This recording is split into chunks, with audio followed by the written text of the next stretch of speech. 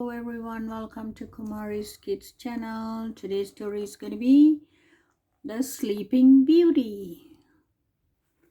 Once upon a time, a king and queen had a beautiful baby girl. The proud parents decided to hold a christening feast to celebrate, so they invited kings, queens, princes, and princesses from one from other kingdom.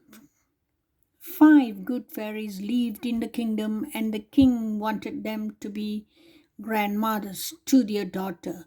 One of these fairies was very old, and no one had seen her in years or even knew when she was. So, when the king sent out the invitation, he invited the only four young fairies. The day of the christening arrived, and the palace was full of laughter and dancing. After the delicious feast, the four fairies gave the princess their magical gift. Their first fairy waved her wand over the crypt and said, "You shall be the kind and considerate." The second fairy said, "You shall be beautiful and loving." The third fairy said, "You shall be clever and thoughtful." Suddenly the palace doors flew open. It was the old fairy. She was furious because she hadn't been invited to the feast. She flew up to the crypt and waved her wand over the princess. "One day the king's daughter shall prick her finger on the spindle and fall down dead." She screeched and then rushed out. "I cannot undo the spell," said the fourth fairy, "but I can soften it. The princess will prick a finger on a spindle, but she will not die. Instead, the princess and everyone within the palace and the grounds will fall into a deep sleep for 100 years." The king thanked the fairy, then, to protect his daughter, ordered every spindle in the kingdom to be burned. The years passed, and the princess grew into a beautiful, clever, and kind young woman. One day, the princess decided to explore some rooms in the palace and she had never been in before.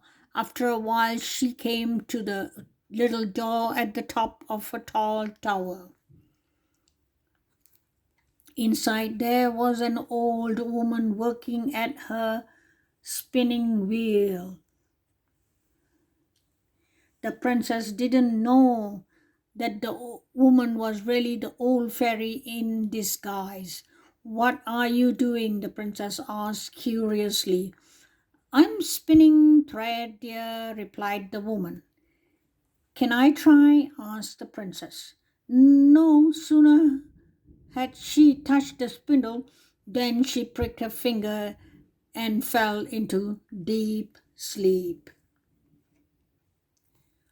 As she fell asleep, every living thing within the castle walls fell into a deep sleep in too.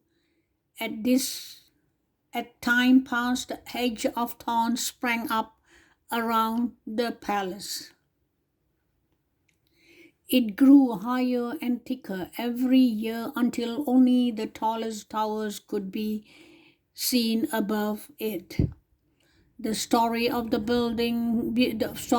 beautiful princess who lay sleeping within its walls spread throughout the land. She became known as Sleeping Beauty. Many princes tried to break through the thorns to rescue Sleeping Beauty, but none were successful. Exactly 100 years after the princess had fallen asleep, a handsome prince, having heard the story of Sleeping Beauty, decided to try and awaken the sleeping princess. The prince didn't know that the fairy's spell was coming to its end. As he pushed against the thick edge, every thorn turned into a beautiful rose, and a path magically formed to let him pass. Soon the princess came to the palace. He saw people and animals asleep in every room.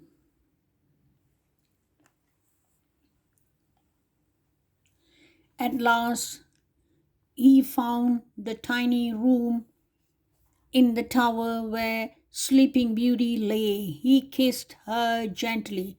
The Sleeping Beauty princess opened her eyes and smiled. With that one look, they fell in love. All around the palace, people started waking up. The spell had been broken.